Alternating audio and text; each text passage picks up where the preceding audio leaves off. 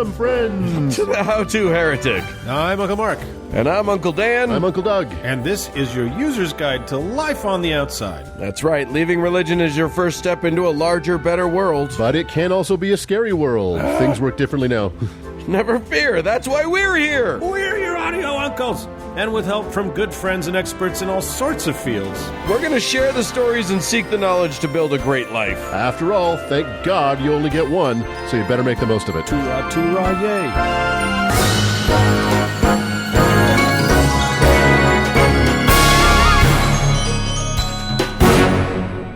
yay. Well, guys. Cheers. What's cooking? You know, here's the thing. I think this show, this episode is going to be one that is possibly the most directly related to the intro that we just did. Exactly. Of all of the shows that we've done. Yeah, maybe that's true. Maybe that's true. So it's time to change it up. Yeah, time to change up the intro. now that it's become accurate, we have to move on from that because that's not our brand. It has achieved completion. Right. It's time to move on. Well, so episode 111, Doug, you got something to say? Yeah, I'm gonna start us out by talking about what you hear when you play a record backwards. And I am going to talk about the longest thing you can think about, but you're still wrong. Is it a baseball game? Yeah, and then we're going to be joined by our friend Dr. Marlene Winell, who's going to talk about all the wonderful things to explore in religious trauma syndrome. Yes.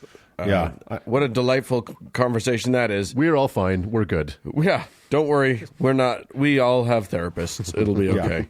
Yeah, we actually started a show so we could get therapists to come on for free and so talk far us it's worked. off our various ledges. So so far it's worked. Working great. They're not smart people. They fall for it. And with that, let's dive in. Let's do it. Let's do it.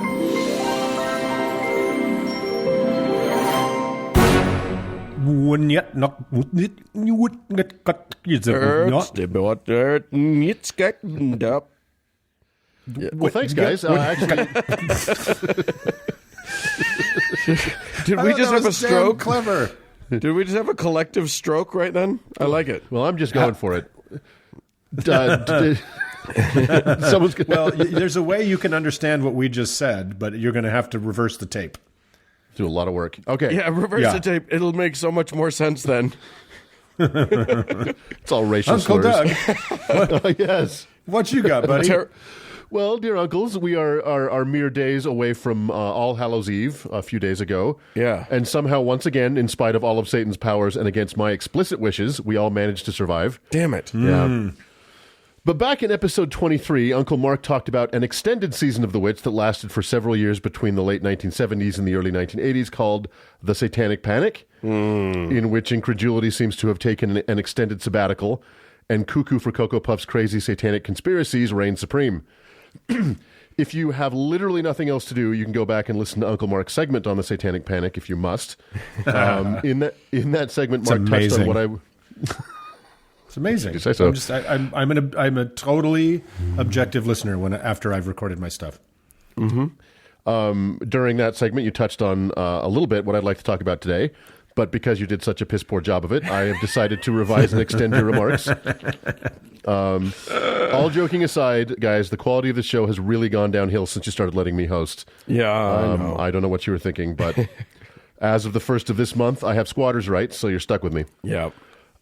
During that very bizarre time, Satan was feeling his oats and had worked his way into books, games, movies, television, and music. And it's the music, and a very specific part of that music I want to talk about. Now, all three of us lived through the Satanic Panic to one degree or another. Yeah. Unfortunately, somehow we never got to see rooms full of dismembered corpses or hear Satan's beat poetry. But I do remember how panicked our parents were and how they recounted insane conspiracies as though they had seen them themselves. It scared the hell out of me. But there was, however, one element of the panic that was so stupid and such an obvious stretch that even my 9-year-old brain said, I don't think that's true. I want to talk today about backmasking. So, yay! Backmasking actually refers to a technique in music recording wherein a lyric or musical note is played backwards to create an original sound that is included in the regular forward play of the music or song. Okay. This technique was first popularized by the Beatles during their Revolver recording sessions, most prominently on Tomorrow Never Knows, which Uncle Dan still refuses to let me play. Right. I'll let you play almost any of the Ringo songs. They're not copyrighted. He didn't do that. Yeah. He'd be so happy to have him played. Yeah. Octopus's Garden, fair game. I'm a Ringo fan. The Beatles would go on to explore this technique, but more on that in a minute. Many other bands have had fun with this. Think Peekaboo by Susie and the Banshees or Give It Away by the Red Hot Chili Peppers. But the backmasking we're talking about is the supposed intentional hiding of messages in songs that can only be heard when played backwards. My sweet Satan, that sounds scary. Right. Back in the day when most people listened to music on records, one can simply use your finger to push the record backwards. However, over time, this would damage both your needle and the record, which is how Uncle Mark destroyed his original cast recording of Seven Brides for Seven Brothers. That's true. Yeah. It's true. But There's a lot of messages in there. messaging in that one is particularly good. It's Seven Husbands for Seven Brothers. That's what turned me gay. What made me a gay. Dun, dun, dun. Back to the Beatles. Shortly after the release of their 1968 self-titled album, also known as the White Album, some lonely college student played Revolution 9 backwards and thought he heard someone saying, "Turn me on, dead man," over and over. Now, if you play that song backwards, really listen, and most importantly, smoke a ton of weed, you can hear it. This got every Beatles fan playing every song backwards, and many claim they could hear the lyrics, quote, Paul is a dead man, miss him, miss him, miss him, on I'm So Tired from that same album. Mm-hmm. This one's a bit harder to hear, but it all depends on how accurately you play it back, and of course how strong your weed is. This led to the short-lived and historically ironic conspiracy that Paul McCartney had died. Which is right. Which is both fun and one has to wonder, now that you've pointed it out, how good the listening could be now that the weed is so much better right, exactly. than it used to be. No shit. Well, also the great irony is that as a society, we cannot make Paul McCartney go away. Right. He's very much alive and just will never not be. Who was it that kept pointing out how much he's turned into Angela Lansbury? I think it's delightful. I don't remember. One of the late night talk show hosts kept putting pictures of them together, and they're the same person. Oh. So all of this is because of a phenomenon known as pareidolia, which is the brain's tendency to recognize patterns in meaningless data, or possibly in some cases a coincidental phonetic reversal, where some words sound like other words when played backwards. Mm-hmm. So all of this brings us full pentagram back to the Satanic Panic. Come with me, if you will, and picture a house somewhere in middle America in the early 1980s. A concerned mother enters the room of her teenage child while he's at school. Convinced that Satan was on the move and having just heard the rumors of messages hidden in her child's innocent music, she removes a record from its sleeve, places it on the turntable, and with one trembling finger begins rotating it counterclockwise. At first, the soft, sweet riff by Jimmy Page on Stairway to Heaven seems almost pleasing, but then she hears it, unmistakably, "Here's to my sweet Satan." Several more times she lets it roll forward to hear Robert Plant's plaintive cry, "There's a lady who's sure," and then backwards, her mind is blown, marking the first time anything in that household had been blown in almost 2 decades. Hey-o. Married people don't have sex. Okay. Okay. We are off to the races now. Christians everywhere not began... with each other. Yeah, right? Right, exactly. Christians everywhere began culling through every record they could get their hands on in what might have been the most pointless snipe hunt in history. And surprise, hidden messages were found in songs by not only the Beatles and Led Zeppelin, but by Styx, Slayer, Judas Priest, Pink Floyd, Frank Zappa, and many, many more. The best ones are the Carpenters.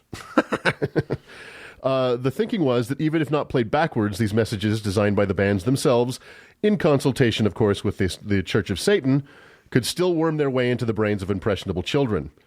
Most of the alleged messages were some form of praise for Satan or admonishments to worship him, but one of the most famous messages was hidden in Queen's 1980 worldwide #1 hit, Another One Bites the Dust, where you can clearly, read not at all, hear Freddie Mercury say at least one of the following: "It's fun to smoke marijuana, start to smoke marijuana, or possibly and most passively, decide to smoke marijuana." Well, that's just advice. I know, Right? right? Exactly. So while these Christian pastors and parents were off spinning records backwards with one hand and furiously transcribing with the other, let's talk about some lyrics from that era that were hiding in plain sight and may have been more troubling. Yeah. I was just going to say, like, you think Freddie Mercury was shy about saying smoke weed, like, just out loud? I know, exactly. Yeah. And and also, like, even if they had done this, even if they had crafted their lyrics such that when they sang them, if you played it backwards, it would be a specific message that they had, like, if they had gone to all of that trouble. Yeah. We're supposed to be able to understand the hidden message going backwards? So the hidden message going backwards somehow got its way into your brain, yet these following lyrics didn't seem to bother these people as much. So how about this from Aerosmith's 1975 hit, Walk This Way? Quote, I met a cheerleader, was a real young bleeder all the times I can reminisce. Ah, the best thing lovin' with her sister and her cousin started with a little kiss like this. I bet you guys have sung that lyric 1,000 times without realizing what you were saying. It's just, yeah, that's a great point. Yeah. Just be offended by the songs going forward. They were you working don't hard have for to you. turn them around. How about this from the Knack's 1975 My Sharona? Quote, never gonna stop, give it up, such a dirty mind, I always get it up for the touch of the younger kind. Or the Rolling Stones 1968 Stray Cat Blues. There'll be a feast if you just come upstairs. I can see that you're 15 years old. No, I don't want your ID. You look so restless and you're so far from home. Is that real? Yeah. I don't remember that. Yeah, man. Well, how about just the fucking song Young Girl by Gary Puckett and the Union Gap? Well, how about this? Lastly, from conservative darling Ted Nugent's 1981 Jailbait, quote, well, I don't care if you're just 13. You look too good to be true. I just know you're probably clean. There's just a little thing I got to do you. Oh, my God. Wow. It's all okay. Why is he not in jail? Now I hate all men. Why is he not in jail just on that lyric alone? That is Yeah, but crazy. yes, Christians, let's fret over Queen's polite recommendation to try weed and ignore the Nuge's enthusiastic endorsement of statutory rape. Yeah. Fine. All of this desperate searching and deciphering of hidden backward messages in music while ignoring what's in plain sight reminds me of an episode of The Simpsons where the neighborhood kids, unsure why their newly sexed up parents are all going to bed early, come up with this conspiracy voiced by Milhouse. Here's what we've got. The Rand Corporation, in conjunction with the Saucer People, under the supervision of the reverse vampires, are forcing our parents to go to bed early in a fiendish plot to eliminate the meal of dinner. We're through the looking glass here, people. So, this all seems pretty harmless, but in the early 80s, the shit got real. Fundamentalist Christian groups, including the Trinity Broadcasting Network, went all in trying to stop the epidemic of hidden messages in music. And in 1983, California passed a bill which made the distribution of records containing undeclared backmasking messages illegal because they can, quote, manipulate our behavior without our knowledge or consent and turn us into disciples of the Antichrist. Wow. That was in a bill passed by the California legislature. Wow, that's impressive. That is some impressively bad thinking. Also in 1983, the Arkansas legislature unanimously passed a law requiring that records that had any kind of backmasking include a sticker that read, quote, warning, this record contains backward masking which may be perceptible at a subliminal level when the record is played forward. Did anyone bother to test if any of this was perceptible at a subliminal level? No. This second bill in Arkansas was eventually vetoed by Governor Bill Clinton, which proves the entire conspiracy. Right. Well, that's true.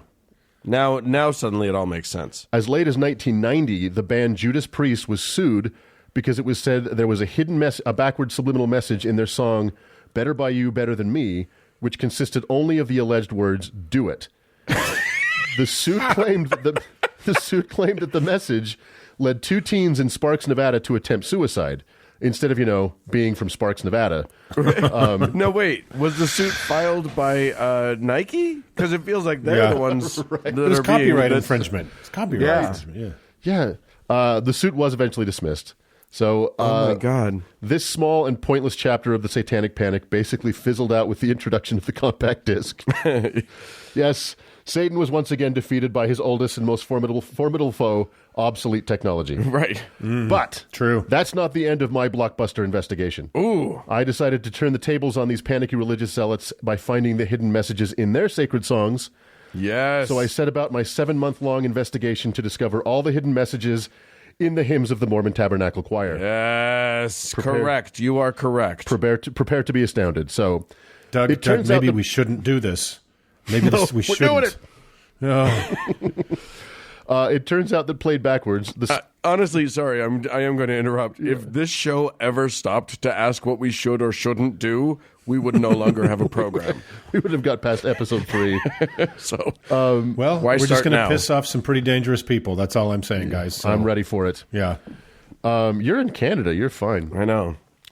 It turns out, played backwards, the Spirit of God like a fire is burning is a lengthy and detailed set of instructions on how to set up an offshore tax shelter. How firm a foundation is a recipe for 15-minute funeral potatoes. Wow. And, most astoundingly, if you could hite a kolob is one 4-verse-long palindrome. Is it? Yeah, played backwards, it's the same. Just you don't ever get respite from it. There's no escaping it. So that's it. There's your backmasking. It's it happened. What's amazing is that the whole point here is that, it's the pareidolia, right? So, like, human beings will hear patterns that they recognize where they don't necessarily exist. Right. So if you did go ahead and play some Motab choir backwards, you'll probably find something. Yep, you will. You'll find something that sounds like words that you recognize, and who knows? Maybe that's the challenge for our listeners. Go out there, find a moment, record it backwards, send it into us. We'll see what we come up with. And Doug made proper fun of this stupid period in our history, but I'm old enough to remember when on, local and national news, there were, stories of a bunch of goobers throwing records into a burning barrel or running over them with a bulldozer. And it was being reported like straight up that this is, the devil was behind all this on television. And it was an insane time in our country it's still kind of resonating, but this stupid thing was taken as seriously as a heart attack by people who should have been getting electroshock. Yep. Yeah. Sure enough. Well, there you go. Thanks, Uncle Doug. Now, everybody, here's the fun part. Play this segment backwards. We've included a little moment. You won't believe it, but you have to listen real, real carefully. You're going to love it. It's pretty hard to pull off. So with that, let's move on. Europe.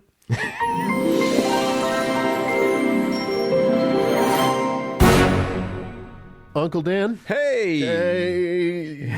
I'd sure like to tease you with something here, but I don't know what to say. Well, that's okay.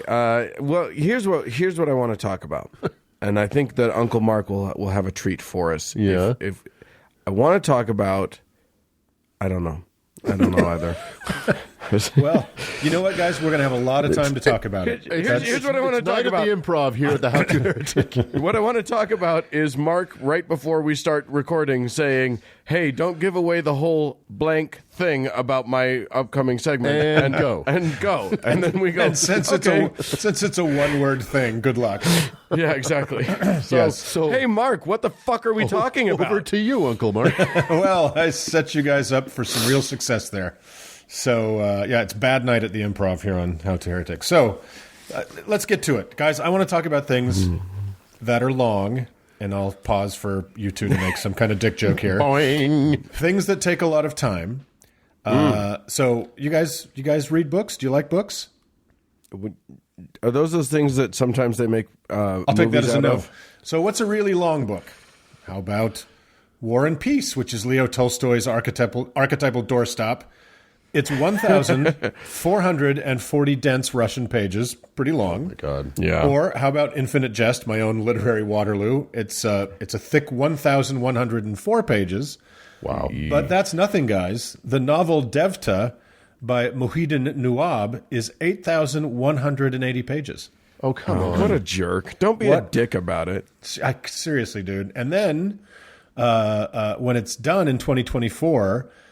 the novel Ven Marasu by Jehamohan is expected to top out at 25,000 pages. My God, reading that would take like forever, right? So, okay, you don't like books. How about the longest movies ever? Well, we've all seen some long ass movies. The actual record goes to one called Logistics, and it's an experimental epic where a piece of technology is followed backwards from retail sale through delivery and manufacturing, filmed in real time. You'll want to have a good pee before you take your seat because it's over 35 days. Yes, days long. So that's obviously insane. Wait, what's the piece of technology? It was like a GPS, like some GPS thing. It was just this random, some Danish people got a grant and there it happened. So that's crazy. Wow. How about more familiar works? Well, Andy Warhol made an unwatchable, weird film about two parents being attracted to their own son called Imitation of Christ. And that's a slim 8 hours. There's more commercial films you may have seen that can still be unbearably long, like The Best of Youth at 6 hours, 1927's Napoleon at 5.5 hours, Yikes. Fanny and Alexander at 5. Like 5 hours would be impossible for almost anybody to sit through. 5 hours in a seat in a theater, no intermission. I mean, Star Wars Attack of the Clones was 2 hours and 22 minutes, but it felt like I was stuck in the 9th level of Dante's Hell. Right. Where the cold and the darkness almost make time stop. Okay, so enough about movies. Let's talk about crazy long times, okay? So the reign of the dinosaurs ended rather suddenly 65 million years ago. And to put that in a more human frame of reference, that's 23,725,000,000 days ago. And before the dinosaurs' reign on Earth, their reign on Earth before that was 160 million years long, which is a brief 58,400,000,000 days. Well, minus 3, because as we know from Genesis, God created the Earth on the third day. So speaking of the creation of this dusty old Earth itself, began to form 4,375,000,000 years before the first thing we would call a dinosaur broke out of its egg so very long ago, meaning the Earth is 1,596,875,000,000 days older than the first dinosaurs. And then if you recall that the event we call the Big Bang happened more than 9 billion years before our very ancient Earth started to form. So we're getting into some crazy big spans of time here, right? According to you.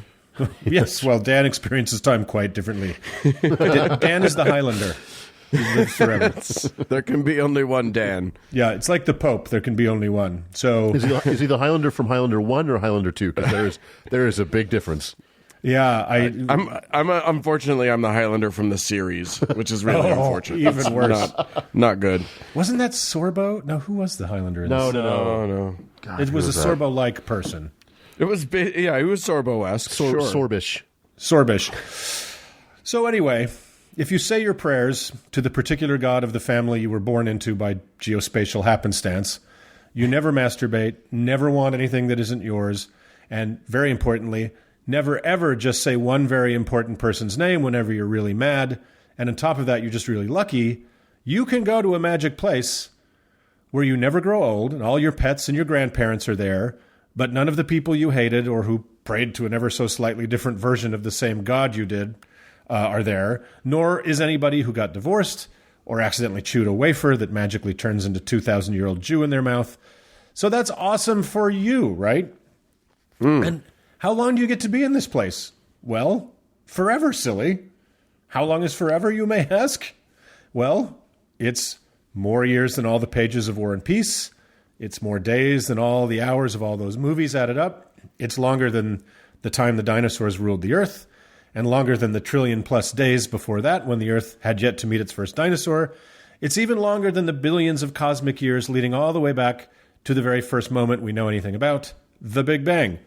In fact, it's all those oceans of time added up, multiplied by 4, then multiplied by 26, then multiplied by 1,000,000,000, then by 1,000,000,000,000, then 500 million trillion billion, then multiplied by infinity. That's how long. For fucking ever. So, take the age of the known universe since the Big Bang. So that's 13.7-ish billion years.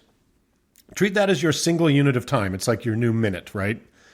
And then be a living being experiencing an infinite number of those units. That is the experience of forever. So think of it this way. Have you ever gone on an amazing vacation, but it ends up being 2 days too long, and the novelty's worn off, and you're tired of the food, and you're just sunburned and bored and spent, and these 2 days feel like forever. Yeah. Now imagine those 2 days going on forever. But it gets even worse. In our mortal lives, maybe up to half of your 24-hour day can be taken up by dealing with living in a body. So that's eating and sleeping and washing and shitting and pissing and acquiring food and cooking it, etc. And in most Christian tellings of heaven anyway, we are no longer slaves to our mortal bodies. And good news for Mormons who may not be so white, you will be. So no eating and no sleeping. That's fucking great because your conscious eternity just effectively doubled. Right. Hooray. Yeah. Oh, more of the same. I can't even. There's no peace in sleep. To be quite honest, two of the only things I look forward to in life Right, yeah, are eating and sleeping. Yeah, they're gone now because you were good. So in case you missed the subtlety of the build-up to this notion of an infinite lifespan free from want and worry and illness or age, you may also have missed the subtlety of the heavens we reward our most generous patrons with, that being that the religious idea of eternal life sounds very much like hell to anyone that thinks about it. And indeed, that hell is a far more fleshed out and developed idea than heaven by a lot. Yeah, it's so funny because basically the heaven promise isn't about anything specific. It's not about like what's going to happen or what you get to do or any of that stuff. The heaven promise is simply that you don't have to be afraid of dying. That's kind of it. Right? That's the entirety of the game. Right. So I want to chat about this preposterous, undeveloped, underexplained idea that convinces people, and these are people that every single one of the people listening to this podcast know personally, that convinces them to sacrifice so much freedom and happiness, and often that of their children in this very finite life, for a vague promise of an all-inclusive staycation with nary a rainy day forever on the other side. And remember, people are killing and dying over the idea of this highly exclusive, eternal Galt's Gulch in the sky. So let's chat about it a bit. I cannot get over how insanely simplistic and childish this idea is. Well, I mean, I've been just kind of trying to think about stretching moments out for, incredible lengths of time. I've been stuck at parties talking to somebody that I would have killed happily to get out of that conversation. Right. Right. I mean, there's just like this idea of like extending this out, this life forever and ever is of no appeal to me personally. I'm even tired of this conversation. Exactly.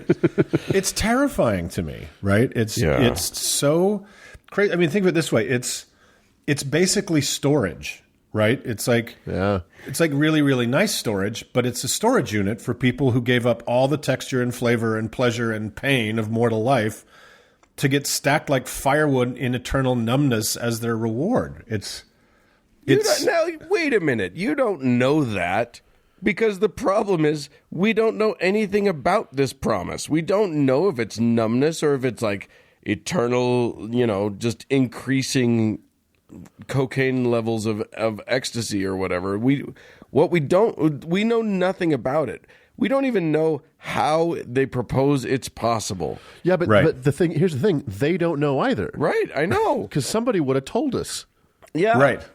And the second they try to tell you, they're in trouble. Yeah, it's fun to actually do that to a fundamentalist religious person, is just continue to ask them questions about the notion of heaven. Yeah. And in about 2 or 3 questions in, they are no longer able to answer that question. Well, right. One of my favorite things that Christians tend to say is, hopeful Christians who think they're going to heaven, is they'll say something like, well, Einstein will be there and Mozart will be there and Ronald Reagan will be there. Imagine the conversations you could have. And so, firstly, no, they fucking won't.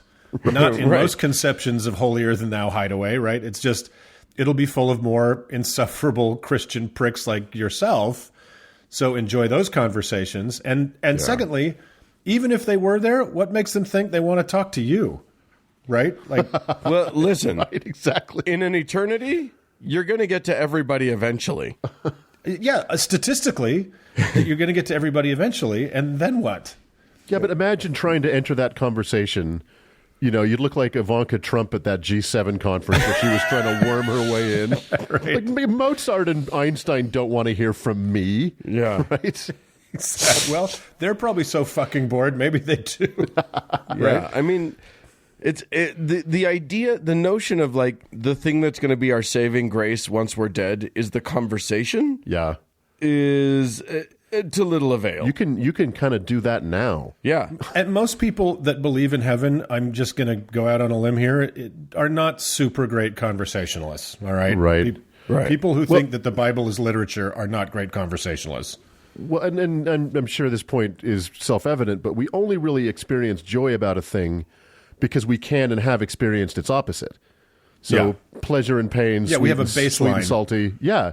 We all experience that first breeze of autumn and love it because it's the change, right? It's the passage of time and the changing of the seasons, which according to most Christians doesn't happen in heaven. It's just always a nice summer's day. well, Right, yeah. so- I mean, the whole idea. You know, we talked last week about ghosts, and one of the things that I sort of just ever so slightly touched on, but really bears some investigation is what the fuck are we made of? Like what? Like we're non-corporeal now. We are spirit.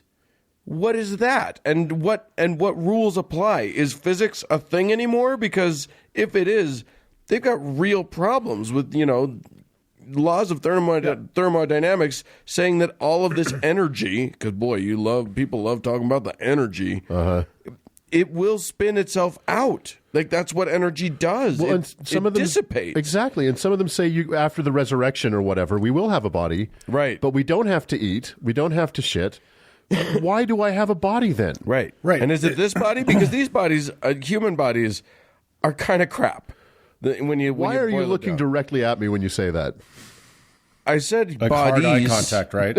Hard I'm just eye contact. saying all bodies, mostly Uncle Doug's, but all bodies are kind of nonsense. No, and I don't want this body. I want my body at 22. Right. Please, thank you. So, going back to what Doug was saying about the yin and yang of like salt and sweet. So there's no work, there's no sleep, there's no food, there's no rain, there's nothing new or novel or exciting. What the fuck do you do for the first trillion years? And the second trillion? And then the trillionth trillion. Can you imagine how desperately you would yearn to return to that beautiful blink of a mortal life where you felt something like the rain on your face or hunger or falling in love or the agony of childbirth, and hitting yourself in the head with a hammer, like any fucking thing. It's just numbness. I mean, it's just eventually you would condemn yourself to whatever hell you could find just for something new. But I think once you're in, you're in. That's what's so terrifying about it is you can't get out. Isn't it interesting that, like, to my mind, the best heaven I've ever heard described isn't actually it's the lowest degree of heaven that Joseph Smith envisioned, which is because Joseph Smith had 3 different degrees of heaven, and then there were some degrees within those degrees. Yeah. But the lowest version, the telestial kingdom, he described as a glorified version of life on this earth. Yeah. And I thought, and then supposedly the other 2 get progressively better from there. But I'm just like, yeah, I mean, I guess life on this earth is pretty fucking great. Yeah. It's as good as we know how to do. I don't know. And so a glorified version of that, sure. That sounds better to me than anything else I've heard. Yeah, exactly. Yeah, the Mormons actually, weirdly, just by random chance, have kind of one of the more fleshed out heavens, Yeah. where there is some explanation of how this particular gated community works. But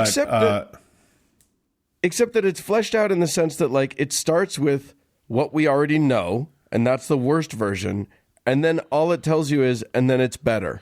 But it's better in that, like, it's because Joseph Smith shared the same kind of aesthetic as Saddam Hussein and Donald Trump. It's just more gold, Right. right? yeah, gold streets, gold palaces. It's wealth. Yeah. It's conspicuous consumption, which is like, fuck that. I don't want to go live in a gated community in Orange County forever. You get all expense paid. It's all inclusive. So you get the buffet. You get the Italian restaurant as well. That's thrown in. But except all of this in most is included. In most Christian versions, you don't eat. Well, that's you're just free some from bullshit. it. That's just some. Our brains are built to want constant stimulation, whether it's good or bad. So, when all that stimulation's gone, there's no fight or flight, there's no struggle or achievement, there's no worry, no reward, there's no books or movies, no sunsets or holidays or dogs or vacations or sports or what the fuck is your consciousness going to do with this? I think most Christians' idea of heaven is just an all-inclusive resort in Cabo. Yeah. Forever. That's just it. It's just done. You don't. There's But a beach. without the Mexicans. Well, I mean, obviously. Yeah. I don't think, and anyone who's been to an all-inclusive resort, you got 4 days to enjoy, where you can enjoy that maximum. Yeah. If you're a thinker. If you brought a book or whatever, you got 4 days, and then you're going to hate it. You're going to get stir crazy pretty quick. But what is it that you enjoy is the crab legs and the margaritas. Yeah. Which you don't get in heaven. Right? Imagine an all-inclusive resort with no food or drinks forever. Yeah, that sounds great. Yeah. So I don't know, guys. I think eternal life. Look, by the time you grow old and hopefully fairly healthy, but you're old and you're sick and you're ready to die, I think for a lot of people they're ready for the light to go out, and just to have it be a parlor trick, and someone pulls up a curtain and there you are in Cabo forever is pretty fucking weird and terrible to me. Yeah. Yeah. So I mean, it's like someone sometimes says on this show, you only get one life that we know of, so you'd better make the most of it. That's right. It's the truth. So I think I have come out objectively anti-eternal life, and I know it's crazy, but that's the stand that's the hill I'm gonna die on this show. All right, fair enough. Yes, and if you're gonna die on a hill, dying is is a good hill to die on, I suppose. Yes. All right. Well, let's move on. This has gone on for an eternity.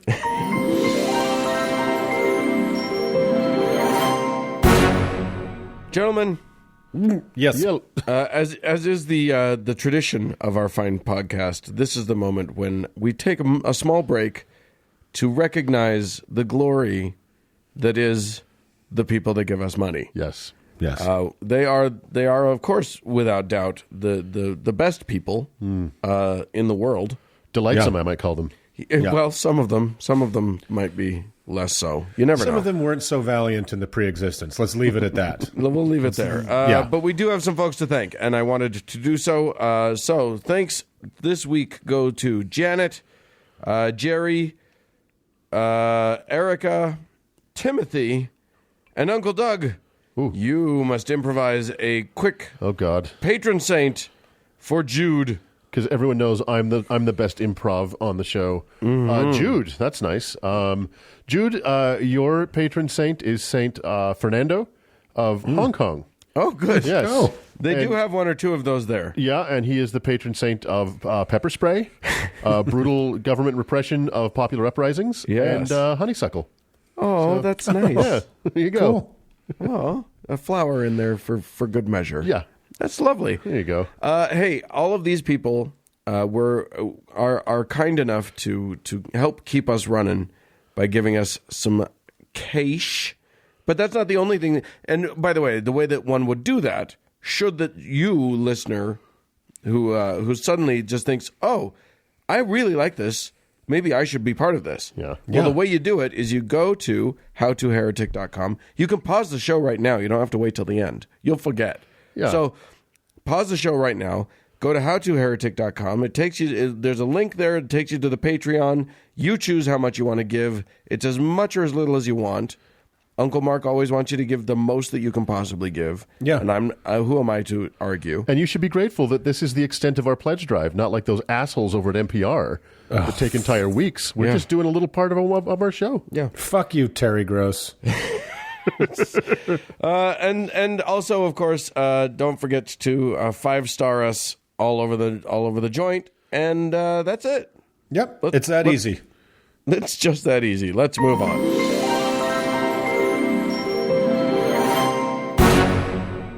Hey, Uncle Doug. Uncle Dan. We used to be in a religion. I don't know if you remember that. Have you blocked it out completely, or do you remember some of it? Just when I close my eyes or when I sleep. Okay, Yeah. Cool. Well, for me, the crying fits have slowed at a steady rate ever since then, so I'm pretty pleased about that. But Uncle Mark, you have some aid for those who aren't as fortunate as we are to be free from the shackles of. That's exactly right, because the three of us, and our listeners will know this, bear no trauma or scars from our time in under Moroni's trumpet, as I like to say. I mean, we're basically the healthiest people we know. That's why we're podcasters. Right. Only healthy people are podcasters. Oh God. So anyway, I'm good. So we have some help today for our friends out there who are still not as healthy as your three uncles are, because we're amazing. Yeah. We're very, very lucky to have on an expert in exactly this sort of thing today. And that is Dr. Marlene Winell, who's a PhD in human development and family studies and a licensed psychologist. She's an author and the founder of the field of religious trauma syndrome, a topic that I think she has a bit more than a clinical familiarity with. So, Marlene, welcome to the show. Thank you. I'm glad to be here. Yeah. So you share a little bit of our history in that you had some missionary activity, et cetera, in a former life. Yeah, I spent quite a few years growing up in fundamentalist evangelical Christianity. My parents were missionaries in Hong Kong and then Taiwan. So that's where I was born, Hong Kong. Went to a missionary boarding school. Didn't really work my way out of the belief system until I was in college. So I was a very solid teenager, a real Jesus freak in Southern California for a while. Those are the best kind. You what you want is the Jesus freak, because that makes friends with everybody. Yeah, you must have been amazing to be around. That must have been incredible. Well, I wasn't quite as annoying as some. And then in college you began to have your doubts? Yeah, well, I had a few doubts before that, it was gradually accumulating. But in college, there were just so many areas of knowledge, information that were very eye-opening. And then I took a class about the Bible that looked at it as literature instead of the Word of God, and that was very revealing. Over a period of time, and then also just getting fed up with the church and with the patriarchy, and then meeting people that were not religious at all, not Christian, and having them be pretty decent people and not so evil or crazy as I was told. So was it the collective tonnage of these doubts that kind of got you out, or was there tends to be some, for a lot of people, kind of like a camel's back moment where there's just they finally read a story or they listen to a pastor or something and they're like, this is not me anymore. Did you have one of those moments, or was it kind of the collective experience? It was more of a collective, and I describe it as a combination of pushes and pulls, because the pushes being, losing faith in the Bible, so that's kind of an intellectual thing, and then things that happened in the church, like how excited everybody was that there was war in the Middle East and that was going to be signs of the end. Wow. And Jesus. Just being happy about war, that really got to me. But then the pulls were the things in the world, these people I was talking about that were perfectly fine and also had other coherent worldviews, that it wasn't true that there was no other way of thinking about life. So that's pretty attractive. And also, I was always much more interested in the fruits of the Spirit, love, joy, peace, those kinds of things, compared to the gifts of the Spirit, like speaking in tongues or healing or prophecy, all that stuff that was really popular in Christian circles. You did speak in tongues at some points, right? Yeah. But the fruits of the Spirit, like what kind of a person are you becoming and what kind of character do you have? and are you contributing anything to the world? That was always much more important to me. And I met people that were not religious at all who were like that. Isn't that amazing? The first time you look around and realize, oh wait, there are people who are good people. In spite of what I was told in all my life, there are people who are genuinely good and genuinely kind who believe entirely differently than I do. Mm-hmm. So and at this point, you finally get up the gumption to examine the world from a different perspective, to maybe leave your religion. But I mean, I think I think a lot of your work now has centered not around whether or not to leave, but sort of the aftermath of what happens when a person leaves their religion. Is that right? Yeah, definitely. Because I started studying psychology and became a therapist, and was much more interested in, okay, so how do you recover from that?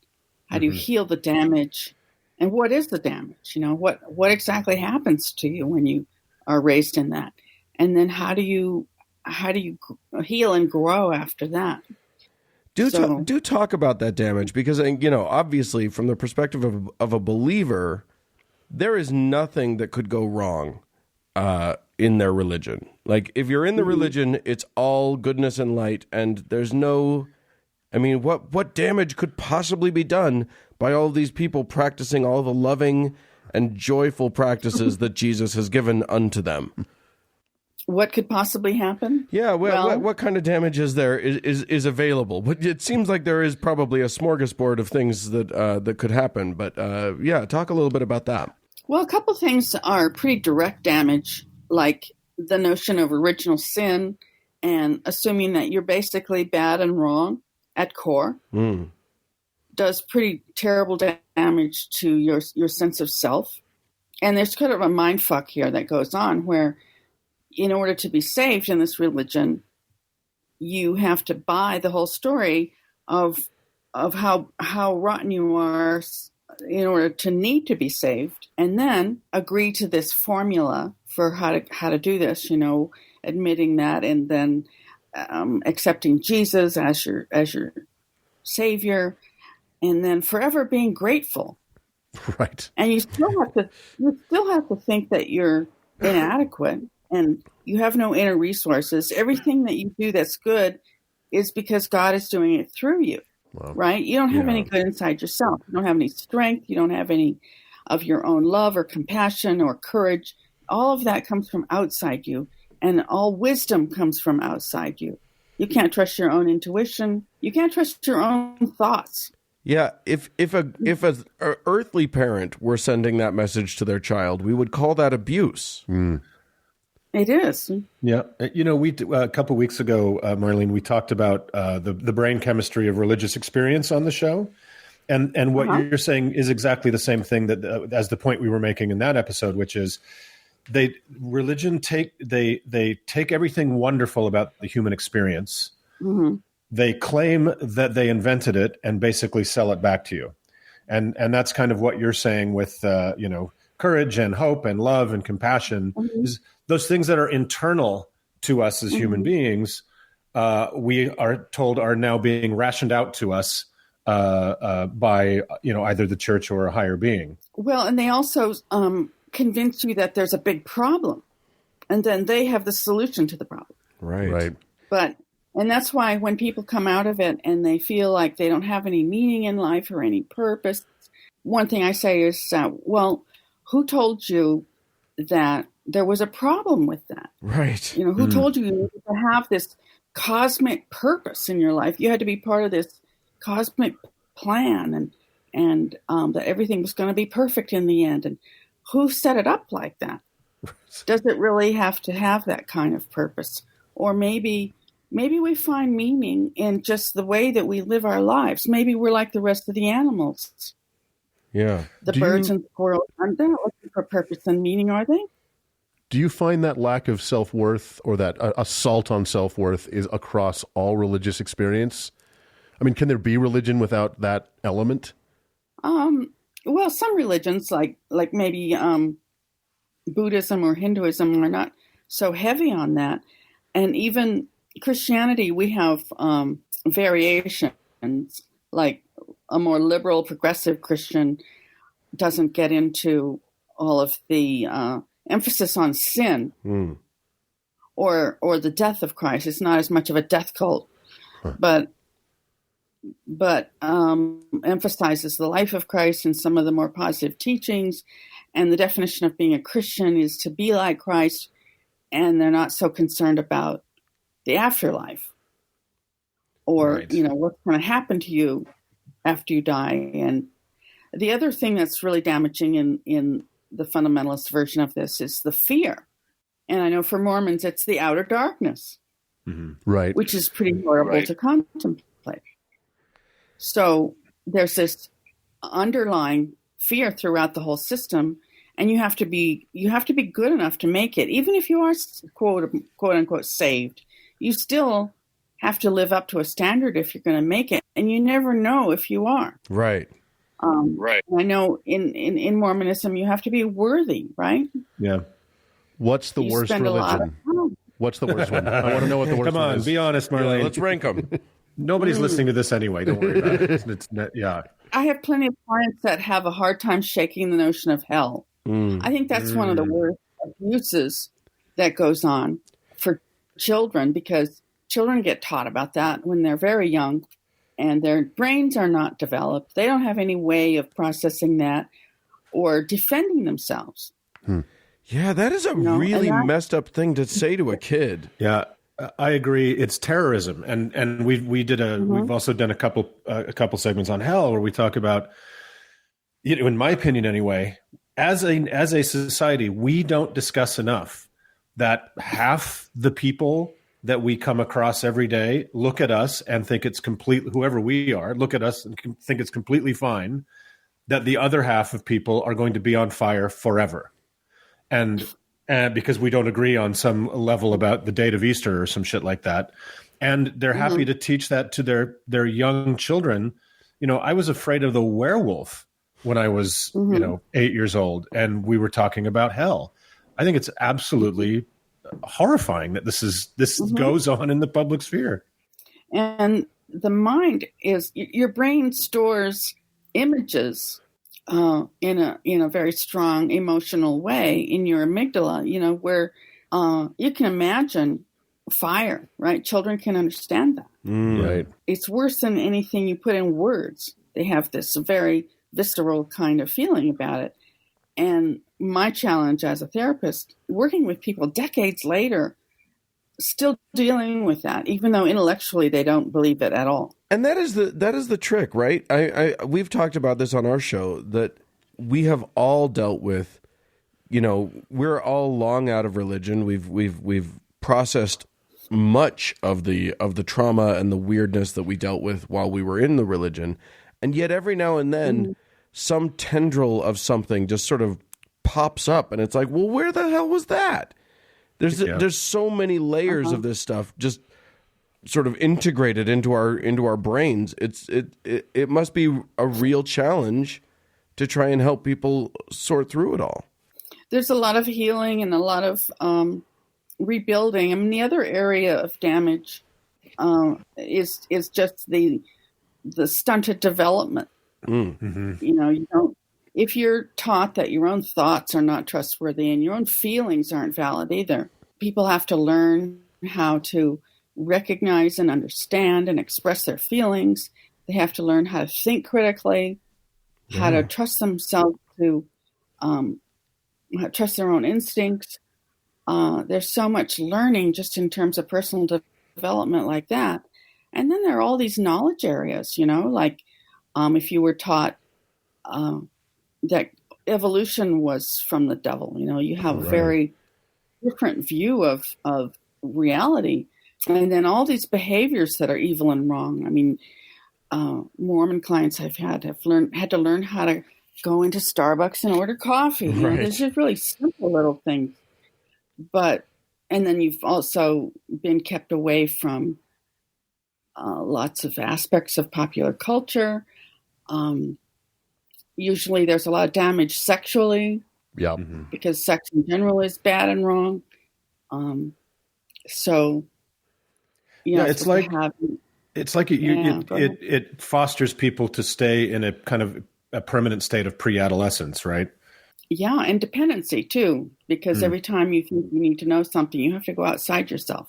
Yeah, and that's a very interesting point to me, is that we weren't taught independence. We were taught dependence. We weren't taught how to be fulfilled, happy people on our own. We were taught that our happiness, our fulfillment, and indeed our like safety for eternity is bestowed upon us at the whim of someone else. We couldn't be happy without that other It's external. impossible. And so like that seems like just this huge deficit that, you know, when you finally extract yourself from the religion, you're starting back at sort of square one for a lot of this stuff. Yeah. Yeah, definitely. Do you find that the religions we're talking about specifically right now, evangelical Christianity and Mormonism, et cetera, are very patriarchal? It was bad enough for the three of us being men, but I can only imagine the damage must be, you know, more severe and fundamental for women trying to find their way out of this. Yeah, because you're definitely second-class citizens in the religion, so you have to add that to your task of Toss starting that to on the feel pile. more Yeah. part of the human race. So talk to us a little bit about, let's just assume, and this is a fairly safe assumption, that there's someone listening to this right now who is experiencing some of the things that we're talking about. What would you recommend they do to sort of jumpstart or aid their journey and to, you know, away from religion and toward a healthy, happy, autonomous life? There are various tasks. One is to get more information, and so you need to educate yourself, and that might be educating yourself about the religion itself, like all the things you were told not to read, like the anti-Mormon websites. Right. Find out about what you've been through, what you've been taught. You know, get your own information. Right. Emotionally, it's really critical to develop some compassion for yourself and understand that it's not your fault. It's amazing how many people will still fault themselves for having been in a religion, even though you were born into it. Right. The religion we were assigned at birth. Yeah. And how long you stayed in it, or how much you actually bought in and were serious about it. Right. And I think she's talking about me. really important. Can I ask you a quick question? Because, you know, I read the comment section, as I said, on your website, and of people you've worked with and have gone to some of your seminars and stuff. And it reads just like our emails. And the question that I think we get the most frequently, that I really struggle to figure out how to answer for people, because, you know, I'm an art school dropout and you're a psychologist, is specializing in the field, is community. Is people, they've come out of a high stakes situation where, as terrible as it might have been, community was built in and they were always part of it, and they're part of something. And now that's all gone. And I don't really have great answers for them about building community after faith. Yeah, and that's one of the illusions in the faith too, because the community thing is so strong. That also makes the religion feel true. Oh, interesting. Right. Because if that many people believe it and are working together and spending time together, reaffirming the same ideas every week, then it feels true. Totally. And it's hard to get that feeling in any other environment. So one thing to know is that the church community is like a package deal. It's a one-stop shop. Right. You get your meaning in life, you get your friends, you get to share values, you get to do activities. It's the same place that you go for all these things. And so in the real world, people go different places.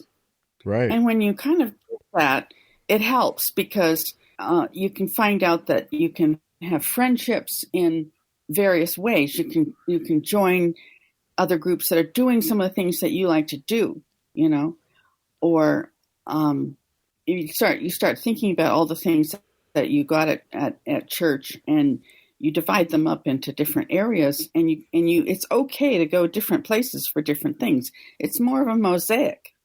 There isn't any one shop, and people in the world don't expect it to be like that. Yeah, so it may be an unrealistic expectation that like you say, it was an all-inclusive sort of sensibility that doesn't exist in the real world in the same way. Mm-hmm. Right. That is a really interesting perspective. I've worked with people who they don't know how to make friends because the friends were in the church and were given to them. And as children, they weren't even allowed to have friends that were outside the church. Right. So just getting to know people, making new friendships is this whole skill set that they have to work on.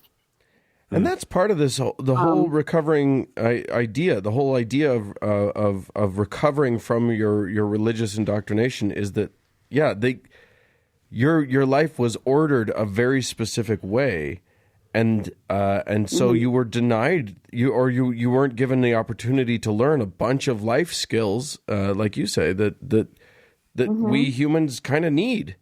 Well, the expectation is that you're never going to leave that environment, so you don't need those skills. Right. It's hard to know if religion, designed it this way or it evolved.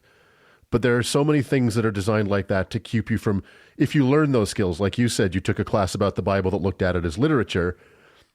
You're never supposed to do that because once you start opening those doors, you go. So the religion's built a bunch of defense mechanisms within itself to prevent people from becoming fully functional, self-worthy individuals because no one wants religion when they have their own self-worth. And a lot of religious groups don't want you to go to college at all. Right. Yeah. Or if you're Mormon, you can go to their college, but good luck with that. Yeah. So let me ask you real quick, Marlene, about you. You're not just a therapist that's hung out a shingle. You're actually doing other stuff, some activism and some seminars and that sort of stuff out in the world. Can you tell us a little bit about where people could look for those and what those are about? You mean the various ways of getting some support? Yeah, and I think you have a Journey Free that you conduct. Go to journeyfree.org. You'll see some of the things that we're doing. One, in terms of building community, I just got off of a 2-hour video conference call with this group that we have that meets every couple weeks, and we actually talk to each other. It's not just a forum online. And the whole goal is to support everybody in their recovery, in their personal growth.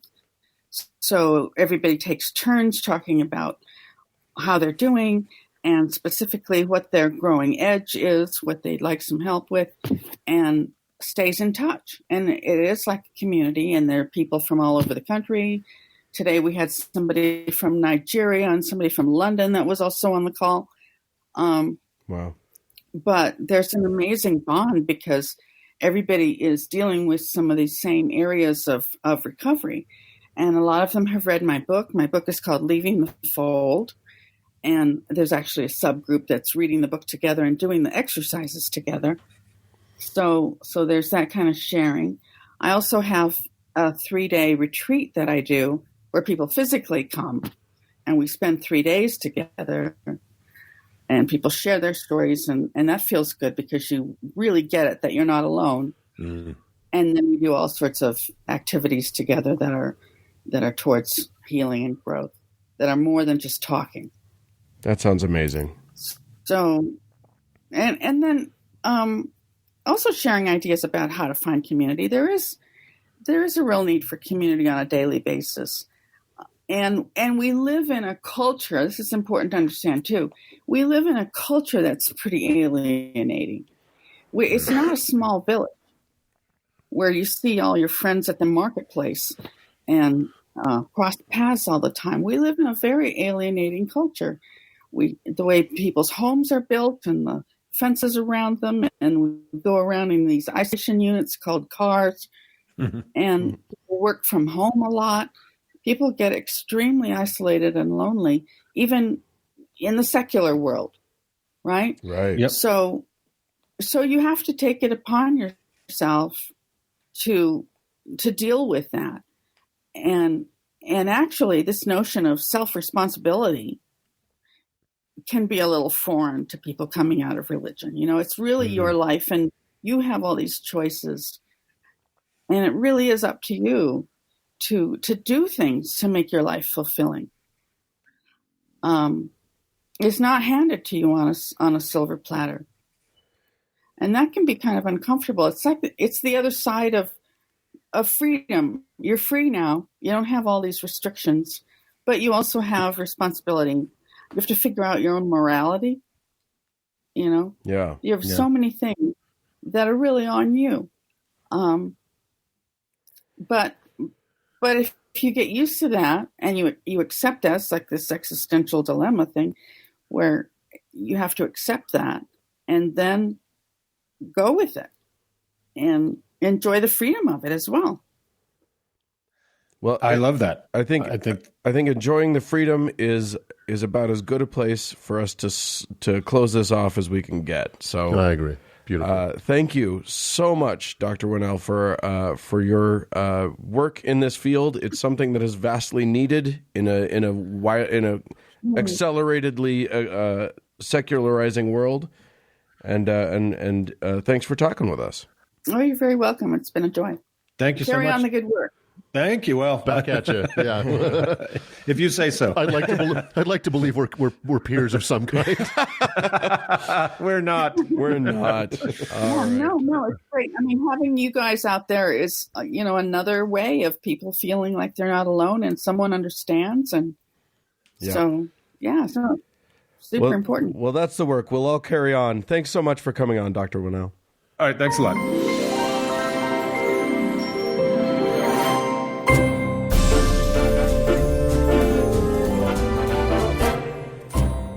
Well, friends, that's it for this week's Eternal Show. Hey, we'd love to hear from you, especially if you know something about the what's playing backwards in our podcast. Send us an email at howto@howtoheretic.com. Yeah, or speak backwards into our voicemail at 903-88-HOW-TO, which is 903-884-6986. You can try the same stunt on Twitter. I don't know if it'll work, but give it a go. And many thanks to our awesome patrons. And thanks to Cody Layton for editing the show. And thank all of you friends for tuning in. Bye, friends. Wiedersehen.